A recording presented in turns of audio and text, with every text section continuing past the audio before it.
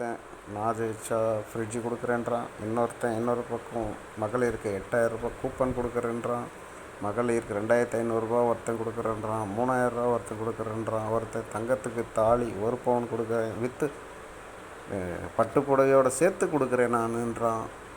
மகளிருக்கு தமிழ்நாடு ஃபுல்லாக எங்கே போனாலும் பேருந்தில் இலவச பயணம். டேய் நிறுத்துங்கடா, எல்லாம் இலவசம்னு கொடுத்து மக்களை சோம்பேறி ஆக்குறீங்கடா. நானும் தான் ஆட்சி பண்ணேன், 10 வருஷம் ஆட்சி பண்ணேன். ஊழலற்ற ஆட்சி, ஏழை எளியோர் நலன், மக்களாட்சி காத்தல், நேர்மையான நிர்வாகம், இதுதான் என்னுடைய தேர்தல் வாக்குறுதியாக இருந்துச்சு. இந்த மாதிரி சொல்லி மக்கள்கிட்ட ஓட்டை வாங்குங்கடா.